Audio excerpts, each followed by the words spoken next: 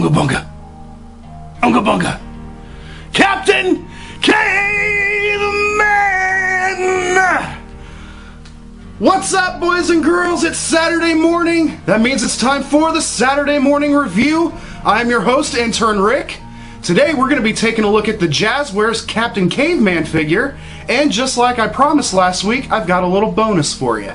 So make sure you get your leopard print cape on and sit right back.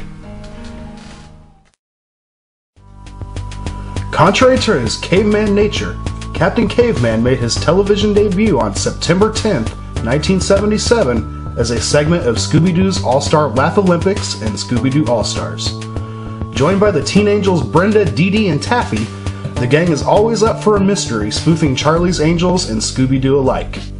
Today we take a look at the Jazwares Captain Caveman figure. Alright everybody, here we have our Captain Caveman! He comes in the exact same Jazwares Hanna-Barbera blister card pack featuring the Captain Caveman logo and the animated Captain Caveman picture at the bottom. And as we flip the card over, we have got the exact same cast of Hanna-Barbera characters at the top and the figure franchises appearing in this line at the bottom. And just like with the previous Jazwares figures in the Saturday Morning Review series, I've carefully cut away the card to remove the tray. And here we have our Captain Caveman figure. Now, just like with all of the other Hanna-Barbera Jazwares figures, he is not tied down to the tray. He pops right out. And just like with most of the other, well, he actually does stand pretty well. And his accessory is not taped in like Rosie the Robot. Alright, here is our Captain Caveman figure. And you will notice right away that he is right back to the bare plastic craziness that is the Jazwares Hanna-Barbera line. Only his eyes, it looks like maybe his tongue, and his cape has got paint on it. Otherwise, he is solely bare plastic. Now we have got articulation that moves up and down at the wrist, no pivoting. We've got no articulation at the elbow, but we do have up and down and pivoting movement at the shoulders on both sides. We have got articulation at the waist, and we've got moving articulation at the ankles. Now he does come with this nice little Fred Flintstone style Captain Caveman cape and his classic mustache and hair. I would like to note that I do not really care for the intensity of this mustache and hair. I think they could have maybe made it a little thinner and it probably would have been a little more successful. And we've got a nice molded little fist here for his signature Captain Caveman club. That fits just right inside there, just like that. And we have our Captain Caveman.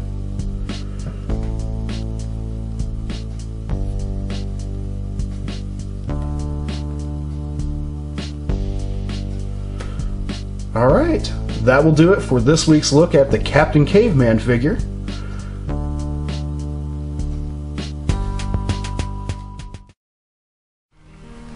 Alright, boys and girls, so what did you think? We've got more of that consistent bare plastic that we've seen in this Jazwares Hanna-Barbera line, and I still don't really care for that black hair, but on the whole, he's a pretty awesome Captain Caveman figure. Now, I remember watching Captain Caveman and the Teen Angels on Scooby-Doo's All-Star Laugh-A-Lympics, but I have to confess, I actually remember watching him on another cartoon more, and that would be the Flintstone Kids. Sitting down with little Fred and Wilma and Barney and Betty, strapping on my Captain Caveman cape and shouting out the Unga Bungas. Now in honor of that, and to keep faith with last week's episode, as promised, I've got a little bonus for you all. I've come across the McFarlane Flintstones drive-in box set. So sit right back and we'll take a look. Alright everybody, as promised, we are going to have our little return to bedrock here with the Flintstones at the drive-in box set from McFarlane Toys. This box set came out in 2006 and was recently acquired to my collection, so I thought I would share it with you all. It comes in this nice classic McFarlane style window box, and features Fred and the Flintstones logo on the front, as well as Fred and the Flintstones logo and the piece on the sides, and the other Hanna-Barbera products that were featured in the Hanna-Barbera McFarlane line on the back. Alright, so let's open up this bad boy.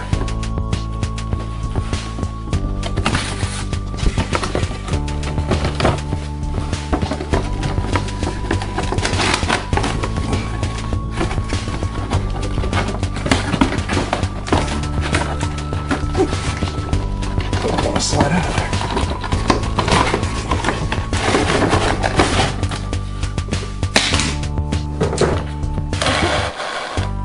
So the box set comes twist-tied into a rather flimsy cardboard tray, and the backdrop for the Bronto burger is actually just kind of taped into some plastic back here. So why don't we take off these twist ties and get this puppy out of this box.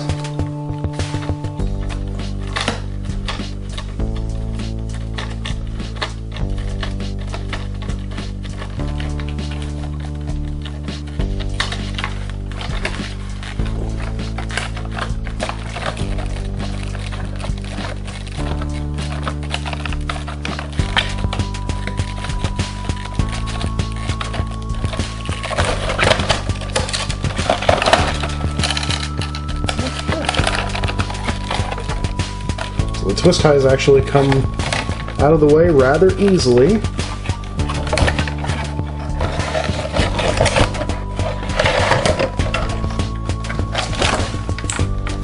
And the figure set pops right out. So I'll set this tray to the side, pull the Bronto burger card out. The figure comes packed with a plastic catch tray underneath of here.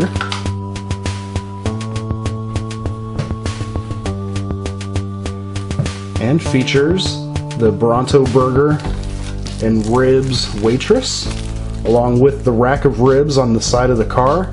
And we've got that classic scene of Fred, Pebbles, Wilma tipping over there in the back, Dino in the back seat, along with the rarely seen and often unnamed Baby Puss the Sabretooth.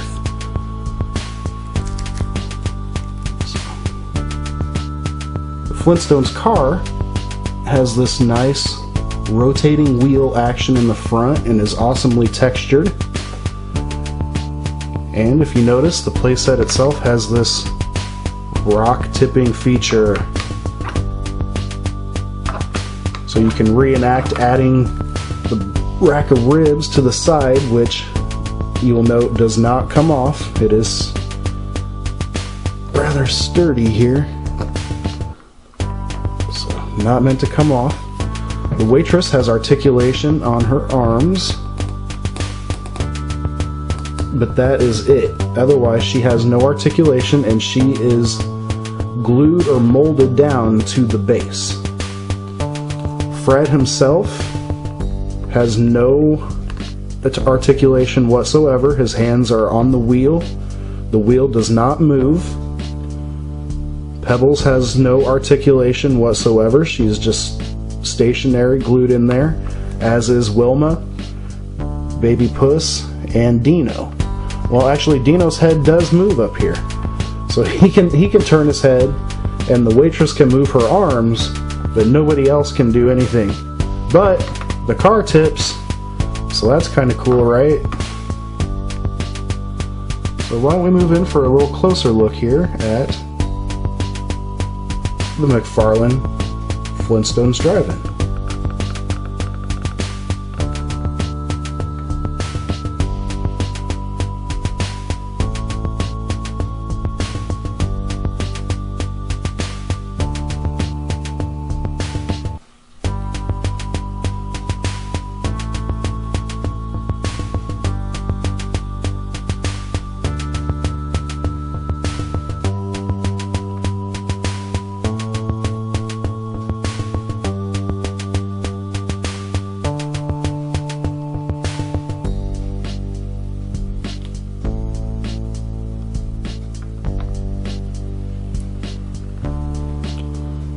then last but not least, we have got the Bronto Burger and Ribs backdrop.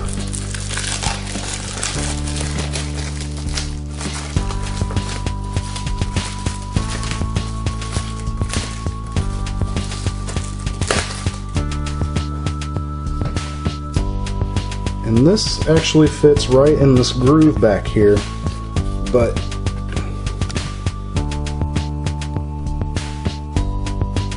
you'll notice that you'll have to actually kind of bend your card.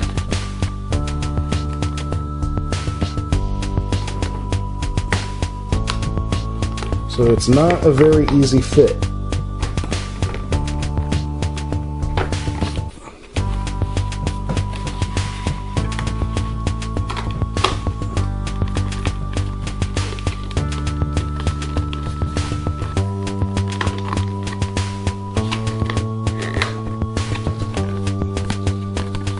It's very hard to, it's almost like you have to crease it in order to get it to fit, which I don't like that.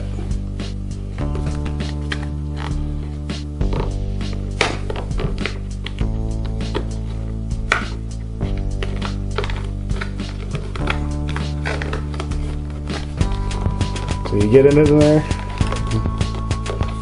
you've got this nice warp in your backdrop card, and it doesn't actually fit all the way in. It only fits into these grooves right here.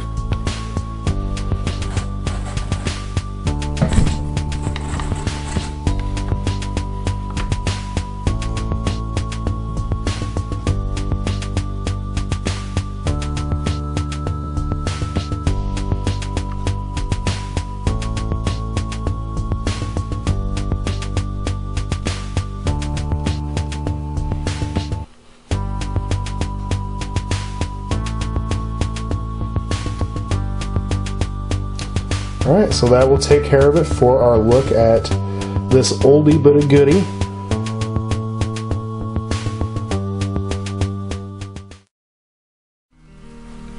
Alright everybody, welcome back. So what did you think?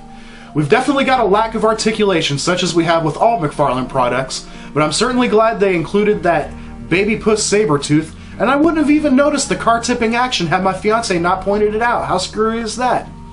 So anyway, to keep things consistent moving forward, I thought I'd let you all know that this little bonus segment of Saturday Morning Review is going to become a permanent installation. So moving forward, the show will now feature 2 reviews per episode. So be sure to check back next week whenever we take a look at the Jazwares Hanna-Barbera Secret Squirrel figure, and a figure that I never had as a kid growing up, the Masters of the Universe Horde Trooper. Also, if you enjoy what we do here at Pop Culture Network, be sure to check out our store at shoppcn.com and join our forums at jointheforums.com. And until next week, I'm Intern Rick, and take care.